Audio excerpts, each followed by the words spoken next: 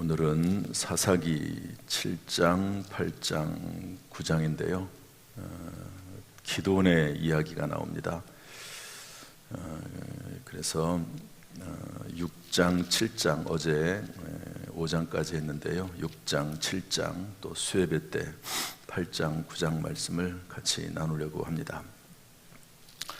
우리 성경책을 다 펼치시죠. 5장 31절 보면 이렇게 되어 있습니다. 5장 31절 다 같이 읽어보죠. 시작. 여호와여, 주의 원수들은 다 이와 같이 망하게 하시고 주를 사랑하는 자들은 해가 힘있게 도둠같게 하시옵소서 하니라. 그 땅이 40년 동안 평온하였더라. 아멘. 여선지자 드보라의 그 활동으로 인해서 또 통치로 인해서 이스라엘이 40년 동안 평안했다 하는 내용입니다. 사사기의 7가지 큰 주제, 악행, 하나님의 진노, 또 고통.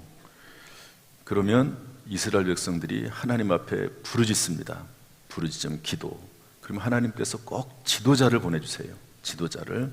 그럼 지도자를 보내주심과 동시에 그 지도자에게 성령을 부어주시고 돕는 자들을 붙여주시고, 그래서 싸워 이기게 하십니다. 그리고 나서 평안이 임하게 되는데, 이게 사사기의 흐름이고 순서입니다.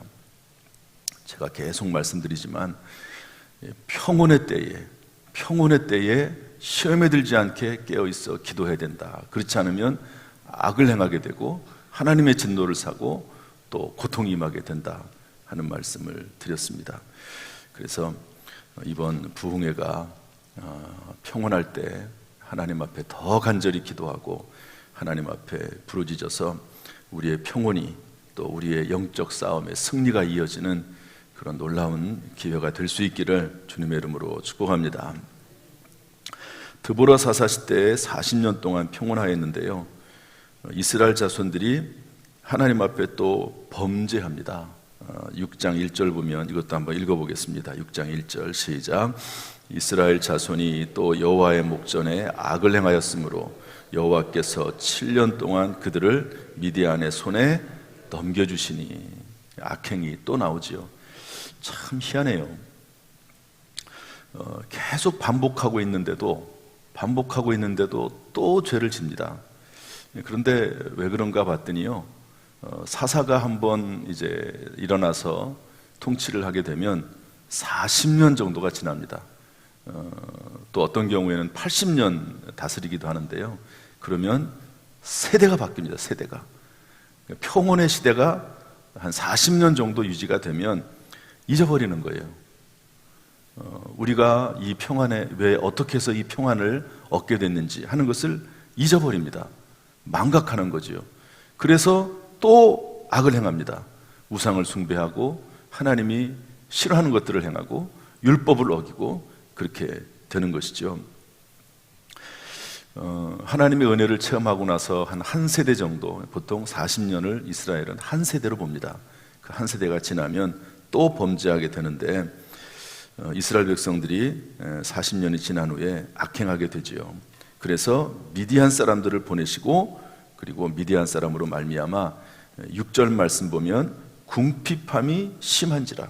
이 파종할 때가 되면 이 사람들이 꼭 몰려와 가지고 모든 것을 다 뺏어갑니다. 궁핍함이 너무 심하니까 7절에 부르짖습니다. 하나님께서 또 8절에 보니까 선지자를 보내십니다. 순서가 하시는 방법이 계속 반복이 된다 하는 것을 알 수가 있습니다. 그래서 이번에는 누구를 하나님께서 보내시냐면 기드온이라고 하는 사람을 보내는데요, 우리 11절 말씀 읽어보겠습니다. 11절 다 같이 읽어보죠. 시작. 여호와의 사자가 아비에셀 사람 요아스에게 속한 오브라에 이르러 상수리 나무 아래에 앉으니라. 마침 요아스의 아들 기드온이 미디안 사람에게 알리지 아니하려 하여 밀을 포도주 틀에서 타작하더니. 포도주 틀에서는 당연히 포도주를 짜야 될 것입니다. 그런데 포도주가 없어요. 이 포도주는 부의 상징입니다. 포도주가 없으니까 필요가 없습니다. 그러니까 포도주 틀에서 미를 타작했다, 이 말은 부유하지 못했다, 궁핍했다, 어려움이 심하다, 이런 의미를 가지고 있습니다. 그때 여호와의 사자가 기드온에게 나타나서 큰 용사여, 여호와께서 너와 함께 하시도다, 이렇게 말씀합니다. 그랬더니 기드온이 이렇게 대답합니다. 이거 한번 읽어봅시다. 13절 말씀인데 재밌습니다. 읽어봅시다. 시작. 기드온이 그에게 대답하되 오 나의 주여, 여호와께서 우리와 함께 계시면 어찌하여 이 모든 일이 우리에게 일어났나이까? 또 우리 조상들이 일찍이 우리에게 이르기를 여호와께서 우리를 애굽에서 올라오게 하신 것이 아니냐 한 그 모든 이적이 어디 있나이까? 이제 여호와께서 우리를 버리사 미디안의 손에 우리를 넘겨주셨나이다 하니. 기드온이 불만이 가득해요. 하나님의 사자 천사를 말합니다. 천사가 나타나가지고 하나님이 너와 함께 하신다, 그렇게 말을 하니까 기드온이 대뜸하는 말이, 하나님이 우리와 함께 하시면 어떻게 이런 일이 날 수가 있습니까? 미디안 사람들이 우리를 괴롭혀서 먹을 것이 없습니다. 죽을 지경입니다. 하나님이 그 큰 기적을, 수많은 기적을 행하시더니 도대체 하나님은 어디 계신 것입니까? 하나님에 대해서 불평불만을 쏟아놓는 겁니다. 하나님이 대답을 하셔야죠, 천사를 통해서. 그런데 대답을 안 하세요. 말 같지도 않은 거죠. 야, 네가 몰라서 그러냐? 그래서 뭐라고 대답하냐면 14절에 이렇게 대답을 합니다. 한번 읽어보겠습니다. 14절도 시작. 여호와께서 그를 향하여 이르시되 너는 가서 너의 힘으로 이스라엘 미디안의 손에서 구원하라. 내가 너를 보낸 것이 아니냐 하시니라. 그러니까 왜 그렇습니까? 라고 질문을 했는데 거기에 대해서 답변하지 않으세요. 그냥 단지 네가 가라, 네가 가서 이스라엘 백성들을 구원해내라, 이렇게 말씀하십니다. 그랬더니 나는 힘이 없습니다. 내가 무슨 능력으로 그렇게 합니까? 그랬더니 하나님께서 내가 너와 함께 하겠다, 미디안 사람들을 다 쳐서 없애겠다라고 하나님께서 약속의 말씀을 해주십니다. 그랬더니 기드온이 표징을 구합니다. 참 기드온의 특징이 있습니다. 이제 이 기드온의 이야기를 여러분 잘 한번 읽어보십시오. 그러면 기드온은 꼭 표징을 구해요. 꼭 표징을 구합니다. 그러면 하나님께서 그 표징을 구하는 대로 다 응답을 해주십니다. 그리고 나서 하나님도요, 참 기드온이 그런 성향을 가진 사람이기 때문에 하나님께서도 꼭 기드온에 대해서 무언가 또 하나를 말씀하십니다. 꼭 뭐 하나를 시키셔가지고 기드온을 시험하세요. 그러면서 기드온의 믿음을 확인하시고, 그러면서도 기드온이 무언가를 요구할 때 또 거기에 대해서 답변해 주시고 그러시는데, 17절 말씀을 보면 표징을 보여달라, 이런 말씀을 하면서 좀 기다리십시오 여기. 그리고 와서 염소 새끼 하나를 가지고 와서 하나님 앞에 무교병을 가져다가 그 고기와 함께 이제 하나님 앞에 드리죠. 그랬더니 21절에 이렇게 되어 있습니다. 한번 읽어보겠습니다. 21절에 시작. 여호와의 사자가 손에 잡은 지팡이 끝을 내밀어 고기와 무교병을 대니 불이 바위에서 나와 고기와 무교병을 살랐고 여호와의 사자는 떠나서 보이지 아니한지라. 불이 바위에서 나와가지고 그 염소 고기와 무교병을 다 불태워버렸습니다. 그랬더니 기드온이 하나님의 임재를 경험한 거죠. 두렵도다, 내가 죽게 됐다. 이스라엘 백성들은 하나님의 임재를 보게 되면 죽는다고 생각을 했습니다. 그랬더니 이 말이, 유명한 말이 나옵니다. 우리 24절 말씀 다 같이 읽어보겠습니다. 시작. 기드온이 여호와를 위하여 거기서 제단을 쌓고 그것을 여호와 샬롬이라 하였더라. 그것이 오늘까지 아비에셀 사람에게 속한 오브라에 있더라. 따라합시다. 여호와 샬롬. 여러분, 샬롬이란 말은 잘 아시죠? 평강이란 말입니다. 이스라엘 사람들은 만날 때, 인사할 때 꼭 샬롬 이렇게 인사합니다. 평강을 비는 거죠. 우리나라 안녕하십니까, 이런 말처럼 평안을 비는 인사가 여호와 샬롬이거든요.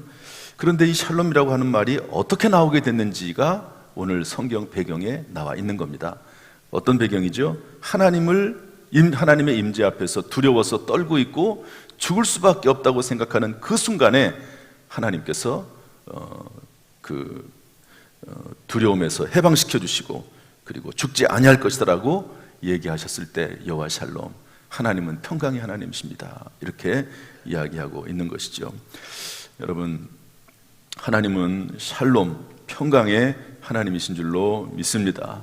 죽을 수밖에 없는 상황 가운데서도 하나님께서 우리를 살려주길 원하시고 하나님과 동행하기를 원하시는 것이 하나님의 모습인 줄로, 우리를 향한 하나님의 모습인 줄로 믿습니다.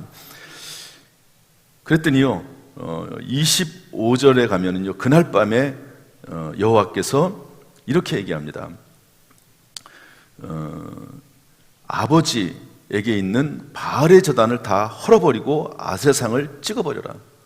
아마 이 기드온의 아버지가 우상을 숭배하는 그런 사람이었던 것 같습니다. 그러니까 다 찍어 없애버리라는 거예요. 여러분, 이게 쉽지 않은 일이거든요. 보통 이제 우상을 숭배한다는 것은 그 한 사람이 하는 거라기보다도 그 가문 전체가 우상을 세워놓고 함께 섬기는 겁니다. 그런데 아버지가 그것을 지키는 사람이든 그 제단을 주로 관리하던 사람이든지 간에 그것을 꺾어서 찍어서 다 없애버리라고 하는 것은 상당히 어려운 일입니다. 그리고 기드온이 그것을 하려고 하니까 너무 무서운 거죠. 아버지가 무섭고 그 가문이 무섭고 감히 그 일을 하지 못해서 27절에 보니까요, 그 종 10사람을 데리고 가가지고 감히 낮에 하지 못하고 밤에 그것을 감행해 버립니다. 참 이게 쉽지 않은 일인데 기드온이 그 일을 합니다. 아버지, 사실 이거 잘못하면 죽을 수도 있는 일이거든요. 동네 사람들이 몰려와가지고 그 아들을 당연히 이제 달라고 하죠. 동네 사람들, 가문의 사람들이 다 달려와가지고 보내라, 아들 기드온을 보내라, 우리가 다 죽여버리고 말겠다, 그렇게 이야기합니다. 그때 그의 아버지 요아스가 이렇게 말을 합니다. 우리 31절 말씀 한번 읽어보겠습니다. 31절 시작. 요아스가 자기를 둘러선 모든 자에게 이르되 너희가 바알을 위하여 다투느냐, 너희가 바알을 구원하겠느냐, 그를 위하여 다투는 자는 아침까지 죽임을 당하리라. 바알이 과연 신일진데 그의 제단을 파괴하였은즉 그가 자신을 위해 다툴 것이니라 하니라. 그날에 기드온을 여룻바알이라 불렀으니 이는 그가 바알의 제단을 파괴하였으므로 바알이 그와 더불어 다툴 것이라 함이었더라. 여룻바알, 기드온의 별명이 여룻바알입니다. 바알은 바알 우상을 말하는 거거든요. 여룻이라고 하는 건 싸운다는 말이거든요. 바알과 바알이 싸울 것이다, 그런 의미의 별명을 이때 얻게 됩니다. 그때 33절 넘어갑니다. 미디안과 아말렉과 동방 사람들이 다 함께 모여서 이스라엘 백성들을 치러 오게 됩니다. 그때 기드온이, 하나님의 영이 기드온에게 임해서 이제 그 미디안 사람들과 싸우게 되는 그런 내용이 이제 쭉 나오게 되는데요. 이때도 기드온이 하나님 앞에 표징을 구합니다. 이건 워낙 유명한 말씀이니까 제가 간단히 설명하고 지나가겠습니다. 양털 뭉치를 하나 놓고 그 밤새 양털 뭉치에만 이슬이 내리고 그 주변에는 깨끗하도록, 다음에는 이제 그 주변에만 이슬이 맺히고 양털에는 깨끗하게 해달라고 하나님 앞에 표징을 구합니다. 하나님께서 그대로 해주십니다. 그리고 7장으로 넘어가면 드디어 이제 기드온과 그를 따르는 백성들이 다 모여서 미디안 사람들과 싸우게 되는 내용이 7장에 나오는데, 이 말씀도 너무 유명합니다. 너무 유명한데 하나님께서 뭐라고 말씀하시냐면 내 백성들이 너무 많다, 아군들이 너무 많다, 그러니까 숫자를 줄여라, 두려워 떠는 사람들은 다 돌려보내라. 그랬더니 2만 2천 명이 돌아가고 10,000명만이 남았습니다. 10,000명. 그런데 이 10,000명을 또 하나님께서, 숫자가 많다고 하나님께서 말씀하시면서 이들을 또 시험하시고서 또 보냅니다. 어떻게 시험하시냐면 물을 먹는 모습을 가지고 시험을 하시는데, 물을 먹을 때 이제 개울에서 물을 먹도록 하는데요, 물을 먹을 때 두 종류의 사람이 생깁니다. 한 사람은 이제 손으로, 가까이 가서 손으로 물을 이렇게 움켜서 이렇게 먹는 사람이, 한 종류의 사람이 생기고, 또 한 사람은 무릎을 꿇고 먹는 사람. 그러니까 물을 먹으려면 이제 허리를 숙여야 되니까 이렇게 되어 있습니다. 그런데 이렇게 손에 움켜대고 핥아 먹는 자가 300명이고 나머지 9,700명은 그냥 전부 다 무릎을 꿇고 먹는 거죠. 하나님께서 9,700명을 다 내보내시고 300명만 남게 하십니다. 그래서 300명과 함께 이제 전쟁에 임하게 되는데요. 그 전쟁을 하는 방법도 우리가 잘 알듯이 이제 횃불을 써서 이제 그 전쟁을 하게 하고, 그리고 이제 그들을 다 물리치게 되는 그런 내용이 나와 있습니다. 나팔을 불고 그러면서 이제 싸우게 되는데요. 여기 한 말씀만 좀 더 보도록 하겠습니다. 또 기드온이 마음속에 확신이 없습니다. 이 기드온은 참 의심이 많은 사람이에요. 그래서 하나님께서 이렇게 하십니다. 우리 9절 말씀, 7장 9절 말씀 읽어보겠습니다. 7장 9절 다 같이 시작. 그 밤에 여호와께서 기드온에게 이르시되 일어나 진영으로 내려가라. 내가 그것을 내 손에 넘겨주었느니라. 10절 만일 내가 내려가기를 두려워하거든 내 부하 불화와 함께 그 진영으로 내려가서 그들이 하는 말을 들으라. 그래서 이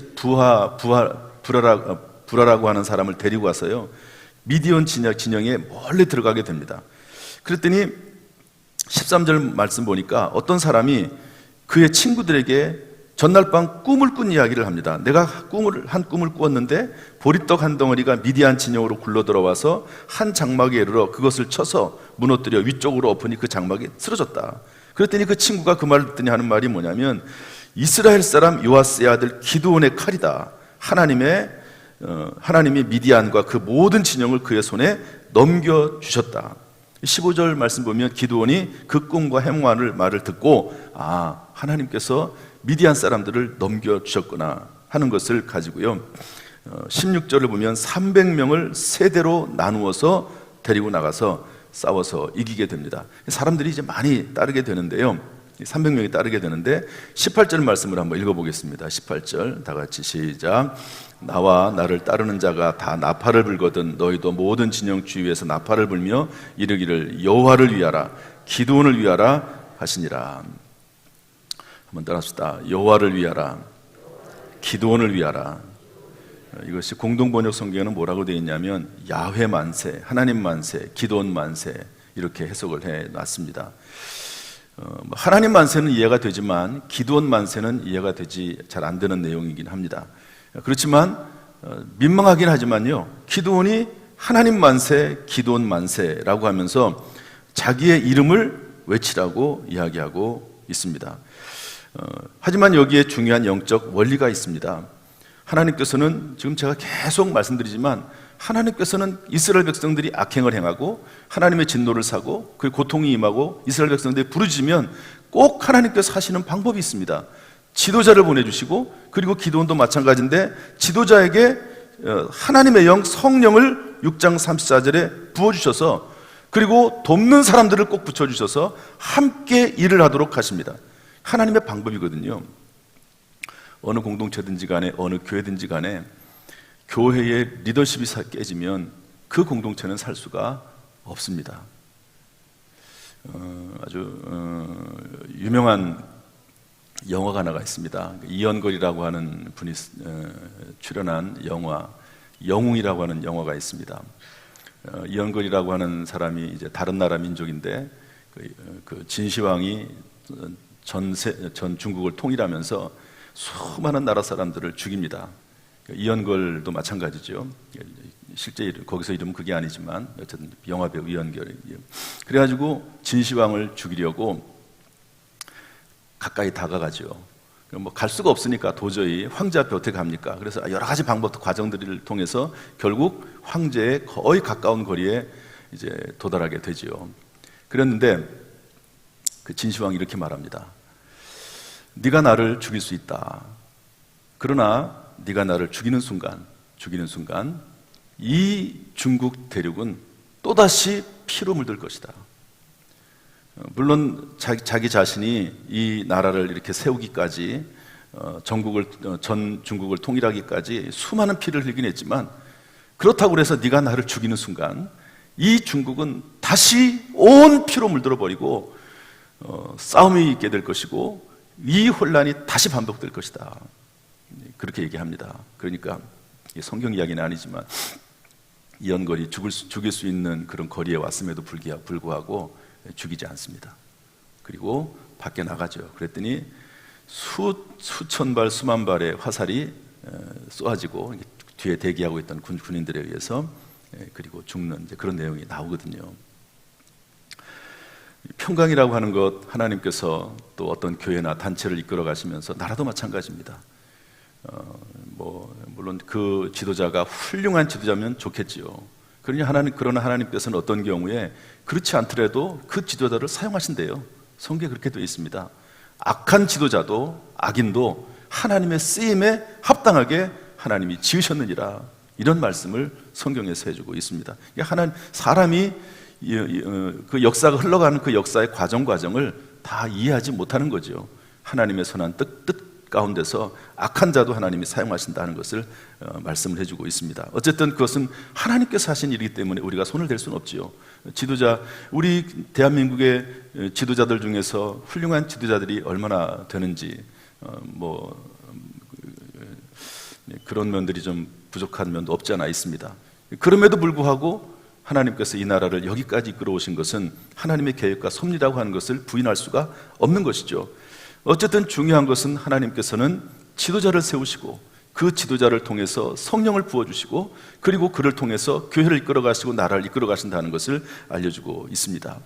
여러분, 교회도 마찬가지고 작은 교회라고 할 수 있는 셀도 마찬가지입니다. 셀 리더를 통해서 하나님께서는 그 셀을 이끌어 가시게 하는 거죠. 위원회도 마찬가지고 남녀전도회도 마찬가지고 그리고 모든 교회의 크고 작은 공동체들을 전부 다 마찬가지입니다. 하나님께서는 리더를 세우셔서 그들과 함께 행하신다는 것을 알 수가 있습니다. 여러분, 내가 많은 일을 맡았든지 적은 일을 맡았든지 간에 그 사명을 잘 감당할 수 있도록 리더는 리더로서, 또 돕는 자 헬퍼는 헬퍼로서, 또는 팔로워는 따르는 분들로서 역할들을 잘 감당하는 가운데 하나님의 뜻을 이루는 우리 교회, 우리 성도, 우리 가정이 되기를 주님의 이름으로 축원합니다. 그래서 평안이 임하고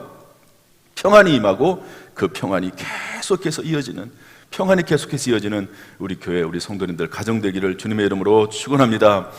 아무튼 오늘 이 사사기의 말씀 우리가 공부하면서 꼭 기억해야 될 것은 뭐냐?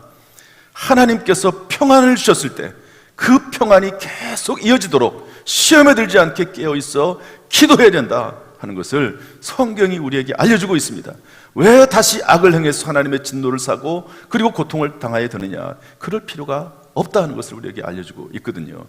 여러분, 깨어서 기도하고 하나님 앞에 더 가까이 나아가는 저와 여러분 될 수 있기를 주님의 이름으로 축원합니다. 기도하겠습니다. 하나님 아버지, 은혜와 사랑을 감사합니다. 오늘 주께서 우리를 불러주셔서 주의 말씀을 듣게 하시니 감사합니다.